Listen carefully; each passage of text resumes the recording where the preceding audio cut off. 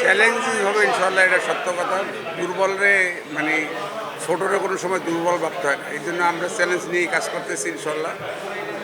আপনার হলো আমরা ডোর টু ডোর সব জায়গায় আমাদের প্রত্যেক দিন এই বাসানটাকে এলাকার থেকে আমরা প্রত্যেক দিন 20টার উপরে টিম ছাড়তেছি। এরা প্রত্যেক ঘরে ঘরে যাইতেছে, সবাইকে বুঝাইতেছে। আমাদের এলাকার যেমন মূল কিছু সমস্যা আছে, প্রায় 5-6টা সমস্যা আছে। যেমন আপনার বস্তির পুনর্বাসন, এটা আমাদের তারেক স্যার নিজেই বলে গেছে যে পুনর্বাসন করব। আমাদের এই আসানটাকের ভিতরে একটা নেই, খেলার মাঠ নাই। আপনার হলো আমাদের কিছু জমি, মালিকানা জমি সরকার একবার করে নিছে, তারা যাতে একটা ফ্ল্যাট পায় তাদেরকে এরকম আশ্বস্ত করতেছি। আমাদের একটা মার্কেট নাই, সিটি কর্পোরেশনের মার্কেট নাই। বাসানটাকে একটা মার্কেট হইলে ভালো হইব, এটা ব্যবসায়িক যারা তাদেরকে এটা আমরা আশ্বস্ত করতেছি যে আমাদের বিএনপি ক্ষমতায় আসলে এটা অবশ্যই আমরা তারেক স্যারের সাথে আলাপ করে, উনি তো প্রধানমন্ত্রী হইব, তারেক স্যারের সাথে আলাপ করে এটা ব্যবস্থা করার জন্য ব্যবস্থা করবো, এরকম আশা ব্যক্ত করতেছি। আর আপনার হলো এলাকার মানুষ, আমি বর্তমানে আপনার এলাকার যে পেশাজীবী মানুষ যারা ব্যবসা করে, ব্যবসায়ীদের একদিন ডাকাইতেছি, যারা রিক্সা চালায় তাদেরকে একদিন ডাকাইতেছি, যারা সিএনজি চালায় তাদেরকে একদিন ডাকাইতেছি।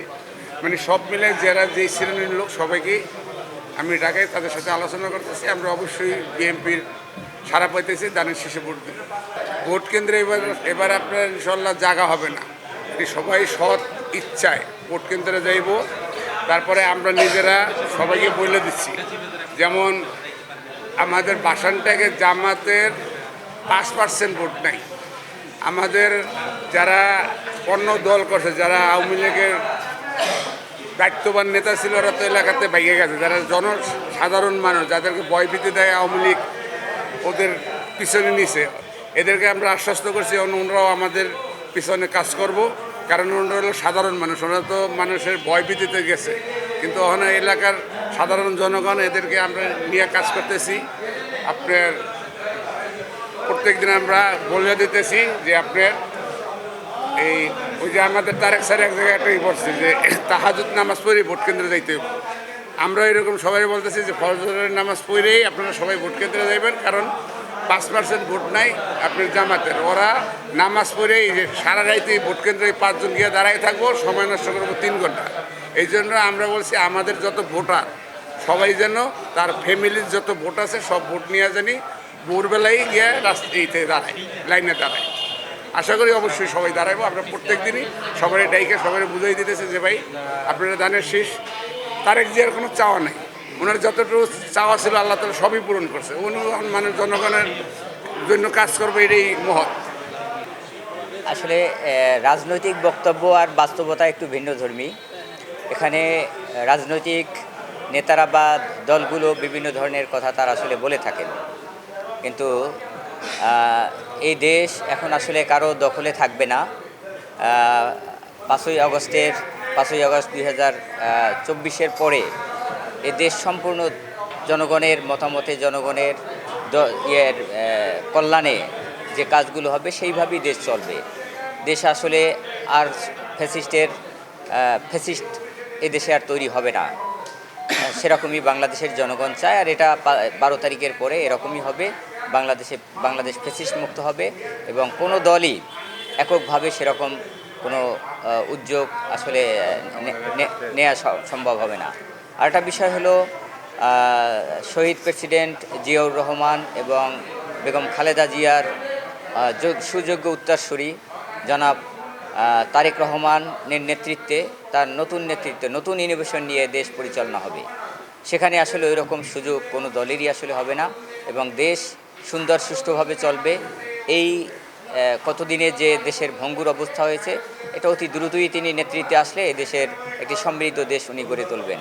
এবং ওনার একটি প্রত্যাশা হলেন বাংলাদেশে 2 কোটি স্কিল ম্যান পাওয়ার তৈরি করবেন, এর কিছু অংশ দেশে কাজ করবে এবং 1 কোটির উপরে উনি বিদেশে পাঠাবেন।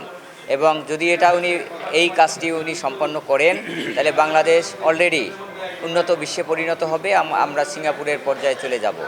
যখন আমাদের রেমিটেন্স যোদ্ধারা রেমিটেন্স পাঠাবে বাংলাদেশের জন্য, এটি একটি বড় উদ্যোগ উনি নিয়েছেন, যেটি হবে 12 তারিখের পরে ওনার নতুন ইনোভেশন, বাংলাদেশকে নতুন জায়গায় নতুন ইসে নিয়ে যাওয়ার জন্য, দিগন্তে নিয়ে যাওয়ার জন্য ওনার যে উদ্যোগটা, এটি আমরা অলরেডি ফলো করেছি। যেহেতু আমরা এই বিষয় নিয়ে, স্কিল নিয়ে, নার্সিং নিয়ে, হেলথ নিয়ে, আমরা স্কিল ম্যান পাওয়ার নিয়ে আসলে কাজ করছি, আমরা তৈরি করছি, এবং উনি আমাদেরকে সেরকমই আশ্বাস দিয়েছেন যে এরকম ম্যান পাওয়ার উনি তৈরি করে অন্তত 1 কোটি নতুন দক্ষ জনশক্তি বিদেশে যাবে। আরেকটি বিষয় হলো, এখন থেকে ওনার যে ভীষণ, সেটা হলো উনি অদক্ষ জনশক্তি আর বাংলাদেশ থেকে যাবে না, বাংলাদেশ থেকে একমাত্র দক্ষ জনশক্তিই যাবে, এবং এটা G2G অথবা কান্ট্রি টু কান্ট্রির সেই চুক্তি স্বাক্ষরের মাধ্যমে সেইভাবে বাংলাদেশ থেকে জনশক্তি বিদেশে যাবে। আমরা মনে করি এভাবে সমৃদ্ধ। আওয়ামী লীগের রাতের ভোট, দিনের ভোট, আমিডামি বিভিন্ন ধরনের কার্যক্রম ছিল, কিন্তু এই বছর আসলে ওই রকম হওয়ার সুযোগ নাই। এদেশের জনগণ খুব সোচ্চার, এদেশের যারা জেনজি টিনেজার তারা খুব সোচ্চার, এভাবে ভোট কারচুপির আসলে সুযোগ নেই, এবং আসলে ভোট কারচুপি হওয়ার সম্ভাবনা নেই। যেমন জনগণ সচেতন, বিভিন্ন দল সচেতন, সবাই চায় বাংলাদেশের সেই আগের নির্বাচনের পদ্ধতি, নির্বাচনের কার্যক্রম, নির্বাচনের যারা চুরি করত, ভোট চুরি করত, ডাকাতি করত, এই ডাকাতদের আর বাংলাদেশে স্থান হবে না, এবং এটা বাংলাদেশে খুবই স্পষ্ট। এবছর নির্বাচন হবে খুব অবাধ, সুষ্ঠু এবং নিরপেক্ষ, এবং বিভিন্ন দেশের যারা পর্যবেক্ষক তারা অলরেডি চলে আসছে, বাংলাদেশেরও ইন্টারনাল যারা পর্যবেক্ষক তারাও কাজ করছে, সবাই সজাগ সচেতন, এবং আমার মনে হয় না এরকম কোনো ঘটনা বাংলাদেশে পরবর্তী আর কোনো প্রজন্মে ঘটবে। নির্বাচনের সার্বিক পরিস্থিতি, বিশেষ করে এই ভাষানটেকের এলাকায় আমরা যারা দায়িত্বপ্রাপ্ত আছি, আমি 3টা টিমের টিম লিডার আমাদের মাঝে উপস্থিত আছেন। এই 95 নম্বর ওয়ার্ডের জাতীয়তাবাদী দলের সংগ্রামী সহযোদ্ধা সভাপতি সিরাজুল ইসলাম আমাদের মাঝে উপস্থিত আছেন। জিয়া গবেষণা পরিষদের কেন্দ্রীয় কমিটির শিক্ষা ও গবেষণা বিষয়ক সম্পাদক অধ্যাপক জহিরুল ইসলাম সহ আমাদের নেতৃবৃন্দ, আমাদের মাঝে মানে বাংলাদেশে নার্সিং ইনস্টিটিউটের চেয়ারম্যান সংগ্রামী জননেতা সালাউদ্দিন আহমেদ সাহেব আছেন, সদস্য সচিব মুরাদ সাহেব আছেন, আমাদের মাঝে উপস্থিত আছেন সোহেল ভাই আছেন, আমাদের অত্যন্ত ত্যাগী এবং সংগ্রামী নেতা। আমাদের মাঝে উপস্থিত আছেন 90-এর গণ আন্দোলনের অকুতোভয় সৈনিক, ঢাকা বিশ্ববিদ্যালয়ের সাবেক ছাত্রনেতা, জুলাই যোদ্ধা এম মুকিত জুয়েল। আমাদের মাঝে উপস্থিত আছেন সেই স্বৈরাচারী বিরোধী আন্দোলনের আরেক নেতা, আমাদের শ্রদ্ধেয় বড় ভাই হুমায়ুন কবির আমাদের মাঝে উপস্থিত আছেন, এবং সামনে ঋতু আছেন, আমাদের নেতৃবৃন্দ আছেন। আমরা বলতে চাই, প্রান্তিক জনগোষ্ঠীর সাথে আমাদের যারা খেটে খাওয়া মানুষ, শ্রমিক, কর্মজীবী মানুষ এবং আমাদের মা বোনেরা, এদের সাথে আমাদের কয়েকদিন পর্যন্ত যে জনসংযোগ হয়েছে, আজকে সকাল থেকেও আমরা সেই জনসংযোগ করেছি। তাদের একটাই দাবি, দুর্বৃত্তদের পরাজিত করতে হবে। তাদের অনেকের মুখ থেকেই চলে আসছে, যারা মুক্তিযুদ্ধে বাংলাদেশের বিরোধিতা করেছে, তাদেরকে আমরা অস্তিত্ব রাখবো না। বাংলাদেশের পতাকা যেন তারা আর উড়াতে না পারে। আমরা সামনের দিকে এগিয়ে যেতে হবে, এবং এই এলাকার মানুষের যে সমস্যা, এই সমস্যার ব্যাপারে মানে ম্যাক্সিমাম ভোটাররা কথা বলছেন। মাদক সমস্যা এখানে আছে, মাদক ব্যবসা, একটা সিন্ডিকেটের মাধ্যমে ব্যবসা সেই ফ্যাসিস্টদের আমল থেকে চলে আসছিল, সেইটা যেন বন্ধ হয়। বিদ্যুতের বা বিশেষ করে পানির যে সমস্যা, গ্যাসের সমস্যা, অনেকে আছে গ্যাস ব্যবহার করতে পারে না, কিন্তু তাদের গ্যাস বিল দিতে হয়, অত্যন্ত দুঃখজনক। আমাদের মহান নেতা এই আসনের যে কান্ডারি, এই আসন থেকে যিনি নির্বাচন করছেন, বিএনপির চেয়ারম্যান মজলুম জননেতা তারেক রহমানের কাছে এই প্রান্তিক জনগোষ্ঠীদের মধ্যে থেকে তারা অনেকেই সেদিন কথা বলেছেন। তারা মানে পাবলিকের মধ্যে থেকে উনি অনেকে ডেকেছেন, তারাও প্রাণ খুলে কথা বলেছেন, এবং সবারই একটি কথা যে এরকম একটা উদার লোক যারা আমাদের কথা শুনবে, তারা কিন্তু কোনো নেতার কথা শোনে নাই। আমাদের তারেক রহমান কোনো নেতাকে কিন্তু ডাকে নাই, যাদেরকে ডাকছে তারা কারা? এই সমাজের সুবিধাবঞ্চিত লোক, এই বস্তির লোক, শিক্ষিত ছাত্রী যারা আছেন, গৃহিণী যারা আছেন, যারা শ্রমজীবী মানুষ মানে অটো চালায় বা ভ্যান চালায়, তাদেরকে ডেকেছেন, এক এক করে ডেকেছেন। এই তার যে এই ব্যবহার, তার যে মানুষের প্রতি যে মমতা এবং সে যে সার্বিকভাবে সব কিছু জানতে চায়, এজন্য এই এলাকার মানুষ অত্যন্ত সন্তুষ্ট। তারা বলছেন, সমস্যারে বলছেন, ভোট দেব ইনশাল্লাহ ধানের শীষে, এবং তারেক রহমানকে তারা চায়। তারা জীবনে আমাদের কাছে কয়েকজন ভোটার বলছে, ভাই জীবনের বিনিময়ে হলো আমরা সবাইকে নিয়ে ভোট দেবো। এই যে মানুষের ভোট দেওয়ার আকাঙ্ক্ষা এবং ধানের শীষকে যে তারা বেছে নিয়েছে, এই জন্য আমরা যারা আছি এবং আমাদের বিএনপি, ছাত্রদল, যুবদলের যারা নেতৃবৃন্দ আছে, তাদের কাছেও আমাদের উদাত্ত আহ্বান থাকবে, যেখানেই সন্ত্রাস সেখানেই আপনারা উপস্থিত হবেন, যেখানেই চাঁদাবাজি করে সেখানেই আপনারা উপস্থিত হবেন, উপস্থিত হয়ে চাঁদাবাজকে আইনের আওতায় তুলে দেবেন। তারেক রহমানের কথা হলো, আমাদের দলের কথা হলো, বিএনপিতে কোনো চাঁদাবাজদের স্থান নাই, বিএনপিতে কোনো সন্ত্রাসীদের স্থান নাই। এই কথাগুলো সাধারণ জনগণ অত্যন্ত গুরুত্ব সহকারে নিয়েছে এবং তারা দীর্ঘ 15-20 বছর ভোট দিতে পারে নাই। তারা অধীর আগ্রহে, এবং এই প্রজন্মের নতুন প্রজন্মের যারা আছেন তাদেরও অধীর আগ্রহ যে আমরা একটা ভোট দেব। সেই ভোটটা তারা সমস্যারে অনেকেই বলছেন, অনেকেই মুখ খুলে বলে ফেলছেন। আমরা বলি নাই যে আপনি কোথায় ভোট দেবেন, আমরা ধানের শীষে ভোট চেয়েছি। হাজার হাজার মা বোনেরা, হাজার হাজার মানে সাধারণ জনগণ মানে বলছে আমরা ধানের শীষে ভোট দেবো। তারেক রহমান আসছেন, তার কথাগুলো আমাদের অত্যন্ত সময় উপযোগী মনে হয়েছে।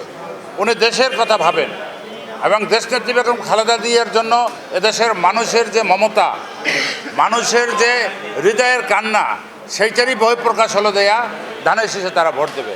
ধানের শীষে কেন ভোট দেবে? ধানের শীষ হলো জনগণের দল, ধানের শীষ হলো এই দেশের দল।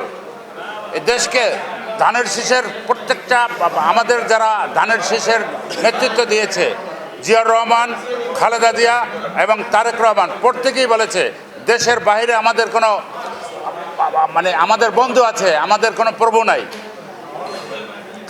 বেগম খালেদা জিয়া সেই প্রত্যেক সময় কিন্তু বলে আসছে এবং সমস্যারে সে কিন্তু কোনো রাগ ডাক দিয়ে কথা বলে না, সে কোনো অভিনয় করে নাই। বিএনপিতে কোনো অভিনয়দের স্থান নাই, যা বলে তাই করে। তিনি বলেছেন বিদেশে আমাদের বন্ধুও থাকতে পারে, আমাদের কোনো প্রভু নাই, আমাদের দেশ চলবে এই 56,000 বর্গমাইলের জনগণের নেতৃত্বে এই দেশ পরিচালিত হবে। এই জনগণই সরকার গঠন করবে, জনগণের মতামতের ভিত্তিতেই বাংলাদেশ জাতীয়তাবাদী দল ইনশাল্লাহ আগামী নির্বাচনে তারেক রহমানের নেতৃত্বে আমরা সরকার গঠন করব। এবং আমরা আশা রাখি প্রত্যেকে, আপনারা যারা আছেন, এখানে যারা আছেন, আমাদের নেতাকর্মী প্রত্যেকের কাছে আমাদের উদাত্ত আহ্বান, আপনারা এই অফিসে, বিএনপি অফিসে আসবেন রাত্র 10টার পরে রিপোর্টিং করতে, কে কোথায় কাজ করেছেন। মা বোনেরা আপনারা ঘরে ঘরে চলে যাবেন, বোনদেরকে বুঝাবেন, বোনদের কাছে যেয়ে বলবেন আপনাকে সালাম জানাইছে তারেক রহমান। এবং এই দল যদি থাকে ইনশাল্লাহ দেশ থাকবে, দেশ থাকলে মানুষ বাঁচবে। এইটাই হলো এই দলের স্বপ্ন। এটা চায়, পেটে একটু ভাত চায়, বেশি তাদের চাহিদা নাই। তো সাধারণ মানুষের যে চাহিদাপত্র হলো তারা দুমুঠো ভাত খেতে চায় এবং সম্মানের সাথে সমাজে বাঁচতে চায়, এর বেশি কিছু তারা চায় না। ইনশাল্লাহ না। কত টাকা খেতে হবে সেটা আমরা বলবো না।